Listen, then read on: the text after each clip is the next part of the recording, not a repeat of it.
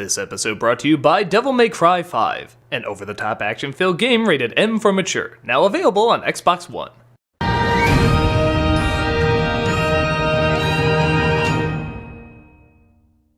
Previously on X-Month.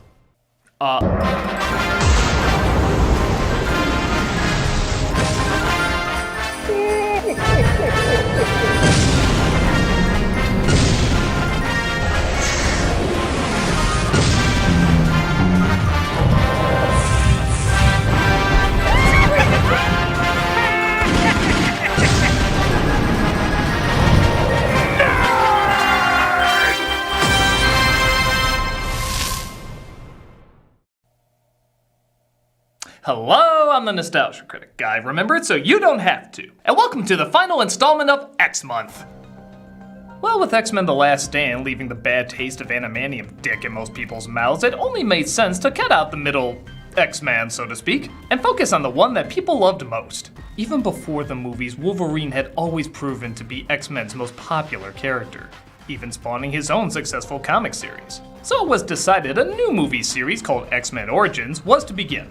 Each film going into the backstory of a different mutant. There was actually talks for a while of Ian McKellen doing an X-Men Origins Magneto movie, but everyone wanted to see how their most popular character, Wolverine, fared with his own film. Well, let me tell you, this is what they do with their most popular characters. I'd hate to see what they do with the shit-stained body parts of their unpopular ones.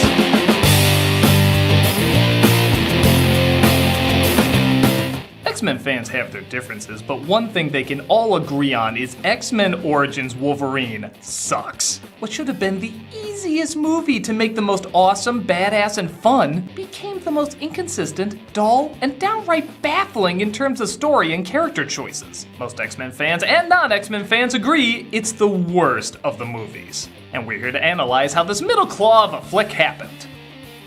Let's wrap up X-Month the right way, well, a way. This is X-Men Origins Wolverine.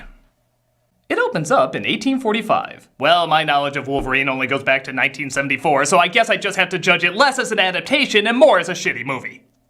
We see a young Logan as we discover his original name is Jimmy. So wait, Jimmy? We're brothers, Jimmy. You realize that? God, I so wish they retitled this now. As his house is broken into when a stranger apparently killed his father. The kid, for the most part, plays a young Wolverine pretty well, but you have to watch out when the person in charge directs you poorly in a shot. Yep, that's the one. This kid should have a therapy session with the one from Christmas Story Live. Oh, the scary, hilarious consequences of bad direction. He extends out his bone claw. Tell me that's the name of a D&D character or a wrestler. Okay, good. And he stabs the man to death. But the man reveals that he was his father all along. Well, best dive into these characters we just met to appreciate why this is so dramatic, or we're just leaving before we establish why we're supposed to care. Get used to that. It looks like his brother Victor, who will later become Sabretooth. Okay, that I do need clarification on. Okay, good. What were you thinking? Run away into a title sequence where they show every war they ever signed up for. Marvel Civil War, Saving Private Ryan Reynolds, X-Men Apocalypse Now. And through all of it, Wolverine grew up fast into Hugh Jackman and just kinda stayed that age for the next 100 years. Until these two movies and then suddenly white hair. And Sabretooth grew up into Liev Schreiber, who finally perfected his dolphin jump. In all seriousness, the credits are probably the best part of the movie. Which saying that out loud makes me realize how much trouble we're in. They're captured, though, and approached by William Stryker, played this time by Danny Houston. Your sentence was carried out by a firing squad of 1,000 hours. You're tickled. Who offers them the chance of a lifetime. I'm putting together a special team with special privileges. I'm calling it the Ass Vengers. They of course agree, and if you were to tell me the guy on this plane most likely to get a game-changing Marvel movie would be the one from The Proposal, I'd ask how you did things so wrong, yet so right at the same time. That's funny, Wade. It's probably not as intimidating as having a gun or fingernails of a bag lady. To the film's credit, it is mostly cast well. Schreiber's a decent Sabretooth, we know Ryan Reynolds will be a good Deadpool, and maybe Wolverine listens to Black Eyed Peas. Dropped off in Nigeria, where they try to keep a low profile, walking like the poster for every Expendables movie. Cool, his mutant power is to Bugs Bunny people to death. The enemy stops them in the elevator, though. They took the elevator! As Deadpool reveals, his mutant power is using Guntana. An email said your prince was in trouble. We're here to transfer funds. I want this. That is nothing. A souvenir. It looks like they're after a rock that the crime lord said was from a small village and he thought was just a useless souvenir. So in hindsight, they could have just asked him for the damn thing instead of claiming so many goddamn lives. He says that it's sacred. Did he break his neck or adjust it? No, thank you. Can you crack my back next? I'm done. Hey, you know what'd be interesting? Showing us how Sabretooth got his bloodlust. I mean, it is called Origins, but we never goddamn see how these two became who they are. What happened when they ran away from home? They just went into war? How did that impact them as characters? How did it change them? What were they like before? What were they like after? The idea behind an origin story, especially a prequel, is to see how their actions and environment shape who they are. But who they are in the first 10 minutes is pretty much exactly who they are by the last 10 minutes. The biggest change is from a little boy to a grown man, and that only lasts a minute. Stuff happens to them all throughout the movie, but we never see how it alters them in any way. This Wolverine is the exact same as this Wolverine. He just doesn't have metal claws. And he's called Jimmy. Jimmy, we can't just let you walk away. Take this for example. Jimmy leaves the team, and we cut to him years later in the mountains with a woman. Who the hell is she? I mean, her name is Kayla, but who the hell is she? We don't see how they met, how they know each other, what she's like. We just know they're suddenly together and they smile so lovingly at each other that she's clearly dead. Was it the wars? Which one? All of them. Viet Civil World War Nam. I can't see Hugh Jackman ever slumming a performance, but even he doesn't seem as into it as usual. Look at his face here as he's being given the origin story of his name. He doesn't look like he's letting it sink in enough that it'll one day become his identity. He looks more like he's going through his grocery list in his head. So he told Kikuatsu that the moon had asked for flowers. And every night, Milk, he wakes up in the applesauce, sky and string sees cheese. them. I wonder if Count Chocula isn't He seasoned can never yet. touch her again. He's not even hiding his accent half the time. So you're gonna take me to this island? You have those powers over me? I ain't leaving here till you tell me where Victor is. I'm just gonna ask nicely. Mind letting us go by? Come on, Bub. He sounds like an angry and constipated Rocco. Where I can kill Creed, Stryker, and pretty much everyone you hate in this world. Let's put another shrimp on the barbie. But Jimmy's brother finds like you'd remember her name if I said it and pours fake blood all over her. I originally meant this as a joke, but as we find out later, that is what actually happens. If I can tell from a distance that's not real, how can this dumbass with heightened senses not pick that up? Even this supposed big emotional moment seems half-assed, as the music and his screaming seems randomly cut short.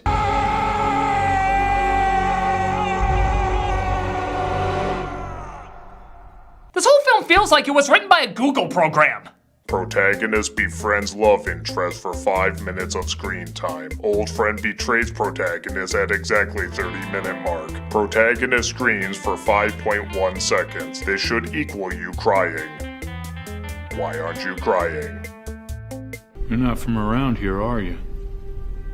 Actually, my name's Sabretooth. I chose it based on a story where a spirit came down to Earth, and you know what? I chose it because it's cool. Why can't that be a thing?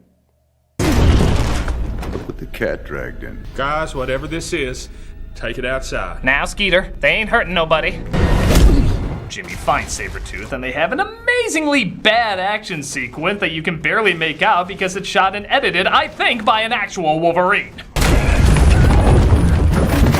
No, yeah, they say a firing squad tickles, but a log, that's what takes the mighty Wolverine out of action. Where is he? Where is he? He wakes up in a hospital where Stryker approaches him just in time to do his Pacino. 6 years I've been here. No one knew me, and then you show up, and the next day she's dead. Where my children come to play with their toys. Stryker offers Jimmy a procedure to make him indestructible, despite him already being indestructible, by giving him an adamantium skeleton. I'm so glad we haven't seen this imagery yet. Hugh Jackman's acted this being experimented shtick so much, he's literally playing it in his sleep. Or dead, I believe that too. Well, I guess it can die. We just can't resuscitate this movie. He wakes up though, hearing that they want to erase his memory, and he goes after them. But first, A tasteful glimpse of me bottom for the ladies.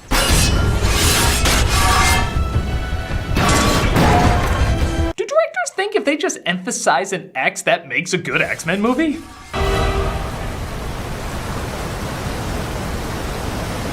Gotta get a Peter Pan right here off of this stamp, right here. Of course, it wouldn't be a comic book origin story without the friggin' nicest silver-haired angels that offer parental advice to our main character. Though their kindness might be characterized as borderline insanity if you would give shelter to a naked man breathing heavily in your barn. It's cold. Yeah, it's usually bigger than that. Just had a rough night. Yeah, you can say that. Well, I see no threat emulating from this. Feel free to stay in our home and play with my grandchildren. So Jimmy, despite using them earlier, apparently forgot he had claws as he looked incredibly surprised when they pop out of his knuckles.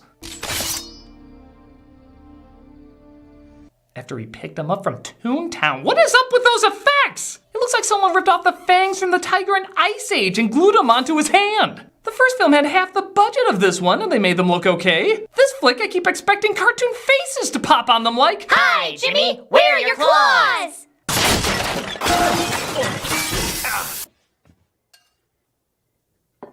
I swear I'm gonna pay for it. well, logically, I should throw your crazy ass out, but we're Canadian. We have a stereotype to keep up. Mostly.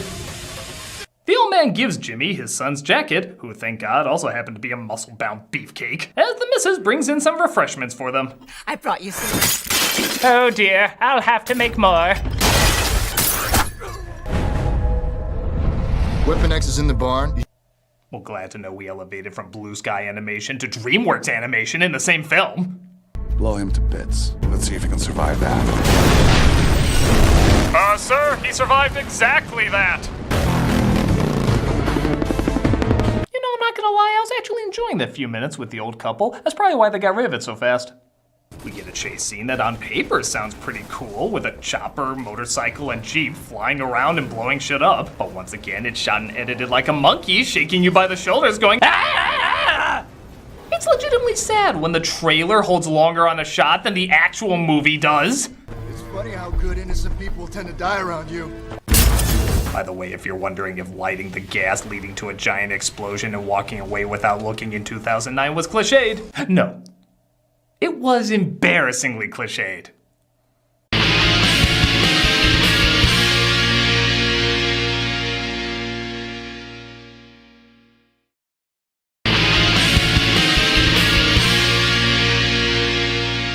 So after summing up how people are liking this movie, Colonel, this is turning into a disaster. Wolverine rides to Vegas, where I'm not gonna lie, at this point I'd rather just see him gamble than carry out whatever mission he was on. Three Claw Stud? I totally watched that. But maybe Duke's nose. Fred Dukes? Develop a bit of eating disorder. We all got our coping mechanisms. Oh, yeah. So, you remember in X-Men a character called the Blob?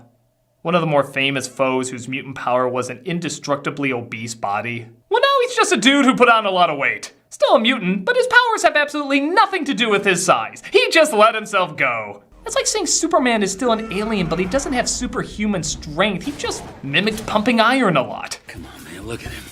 Blob. Blob had bitch tits. Get in my belly! You know, with how PC things are becoming, you think an actor who isn't overweight playing an overweight character would be called Fatface? Jimmy beats him up to get information on where Sabretooth and Stryker are, and it looks like the two of them are out hunting another mutant. A young Peter Bogdanovich. Please don't. Just remember when we meet up years later and I grow my hair blonde and I never talk, we are never to reference this. Blob says Jimmy can find another mutant who escaped Stryker's experiments named Gambit. I don't really know why he looks like Sawyer from Lost, but he gives us the only cool shot in the movie, so I have no choice but to like him. 2 years I rotting in that hell and I never go. That's kind of funny too. Tell me something, Jimmy. But still not as funny as when he calls him that. You even know how to kill me. I'm gonna cut your goddamn head off. He was literally just knocked out. How'd he get up there so fast?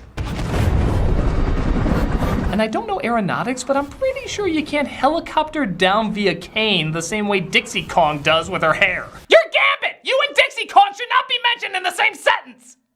Sabretooth escapes as Jimmy and Gambit stay for honestly no reason to fight.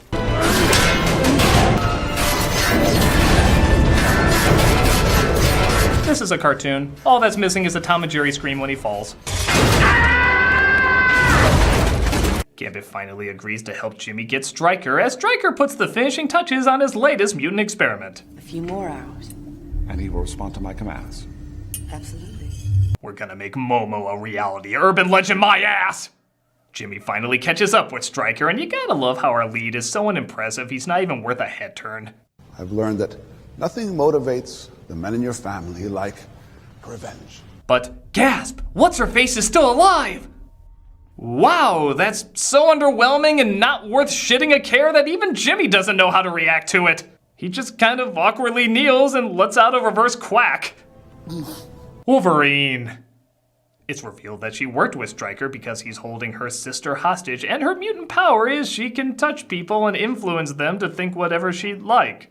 Now, on top of asking why the hell she doesn't just use that power to have Stryker hand her sister over, I mean, Christ! Think from a storytelling standpoint how cool it would have been if we saw them meet. She holds his hand, and from that point on, we have to rewatch the scene and ask, was this real love or just her mutant power? There could have been a brilliant dramatic setup here. But because that would mean making a connection with the characters instead of just doing things. Gotta do this thing, gotta do this thing, gotta do this thing. We're developed now. Jimmy tells her exactly what he told Fox after seeing this movie. I'm just a fool who got played. So obviously it's time to fight those who wronged him, or he walks away. Wolverine!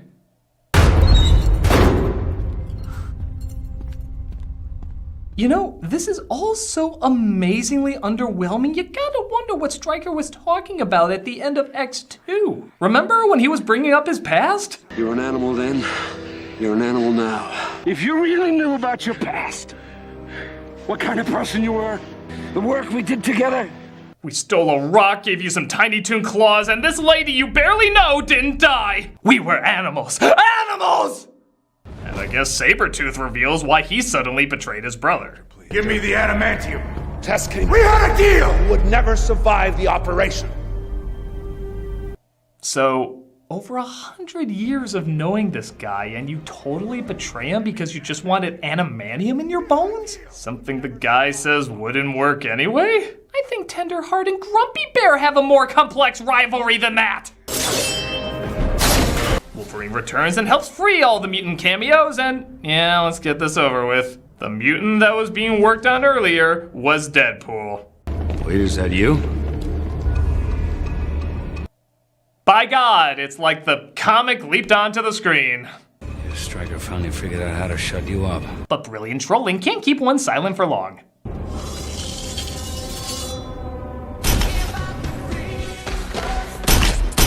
Hey, I'm just keeping it canon.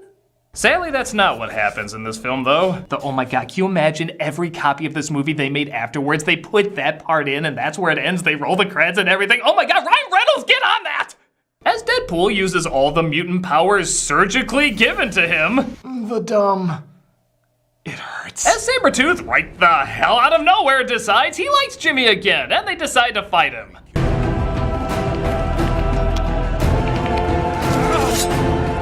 All this high-tech ingenuity, and you have to type in your commands like a 1980s RPG?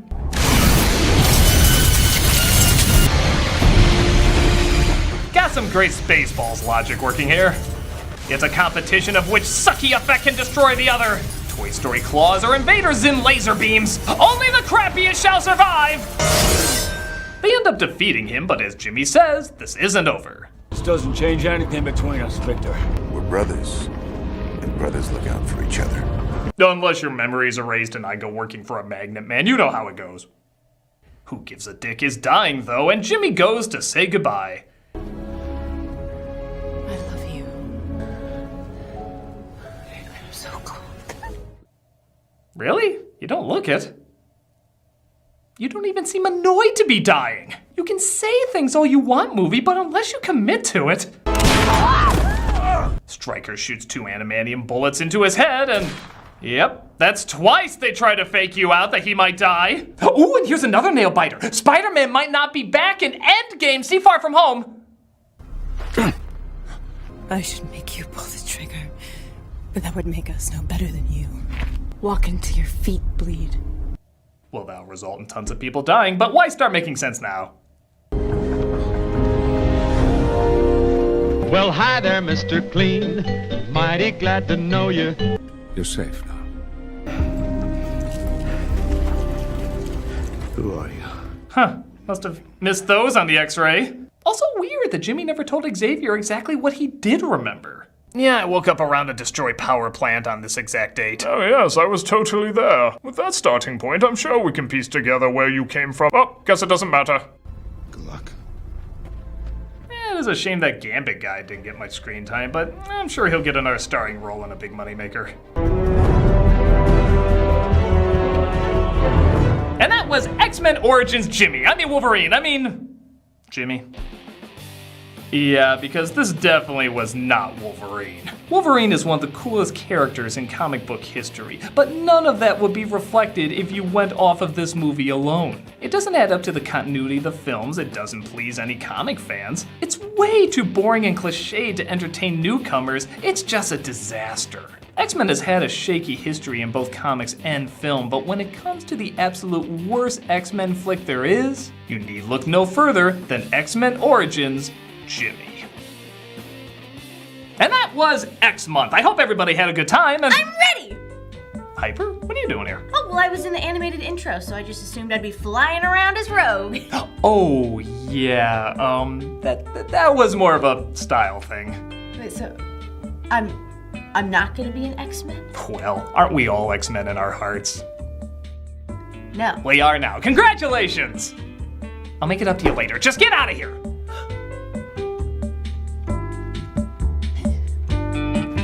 So I hope you enjoyed X Month and— I'm ready. Oh, for God's sake. I take offense at that. I'm not having us as the X-Men! Then why'd you have us in the intro? I just told the animator to draw something cool! Yeah, that was cool. Now let's actually do it. I can't! X Month is over, so get out of here! Fine. Great! I'm ready.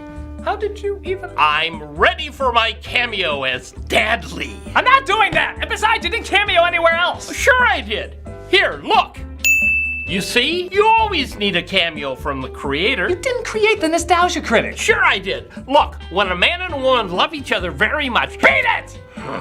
Hey, Critic, we're here for X Month. Oh my God, it's already over! And you didn't invite us? Well, it was your idea! Exactly! Oh my God, can you just go away before other people spontaneously appear in my corner? Ah! You false advertised critic! Yeah, none of us were in X Month. Okay, I'm sorry. I'll make it up to you all somehow. Oh, you mean by reviewing a movie starring a person you never wanted to talk about again? Stop right there. I know how this works. You bring up a movie or person I don't want to talk about, and once I talk about them, their picture pops up and I'm stuck reviewing it. Well, I'm not falling for it this time, so get out! Well, I think she was just talking about— Out! Out! Everybody out! Buy our book! Out! Oh, it's like Christmas with the Hitlers.